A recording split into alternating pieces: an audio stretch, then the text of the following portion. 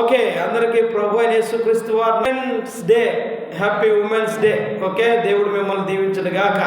దేవుని సన్నిధానంలో ఉమెన్స్ అనేవారు దేవుని సన్నిధానంలో చాలా ప్రాముఖ్యులే.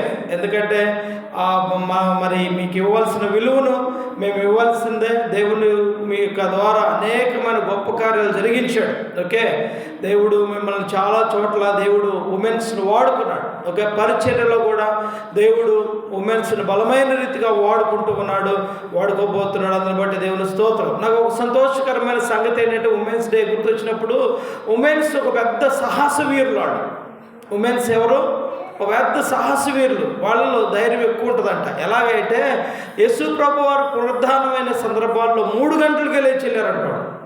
ఏకుజామున ఇప్పుడు 3 గంటలకే లేచి వారు యేసు ప్రభు వారికి సుగంధ ద్రవ్యాలను రాద్దామని వాళ్ళు సమాధి తోటలోనికి వెళుతూ ఉంటే మాట్లాడుకుంటున్నారు. మనం వెళ్తా ఉన్నాం, బాగానే ఉంది, మన కొరకు ఆ రాయిని ఎవరు తొలగిస్తారు అని మాట్లాడుకున్నారంట. దేవునికి స్తోత్రం.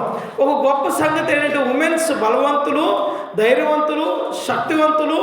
చాలా విషయాల్లో వారు ఒక 10 అడుగులు ముందేయడానికి సమర్థులు అన్నప్పటికీ కూడా వాళ్ళల్లో వాళ్ళు ఏమనంటే మేము బలహీనమని కూడా గుర్తించేవారు కూడా వాళ్ళే. దేవుని స్తోత్రం, హల్లెలూయా. మేము బలహీనమని కూడా వారు రియలైజ్ అయ్యటం, గుర్తించడం కూడా వాళ్ళల్లో ఉన్నది. దేవుని స్తోత్రం. వాడు వెళుతూ కూడా అదే మాట్లాడుకున్నారంట. ఏంటంటే, మనం వెళుతున్నాము, బాగానే ఉంది, ఆ పెద్ద రాయిని మన కొరకు ఎవరు దొరిలించగలుగుతారయ్యా అని మాట్లాడుకుంటూ వెళ్తున్నారంట. దేవుని స్తోత్రం, హల్లెలూయా. మీరు ఎప్పుడైతే మీ బలహీనతను గుర్తిస్తారో బలవంతునే దేవుడు మీకు సహాయం చేస్తాడు.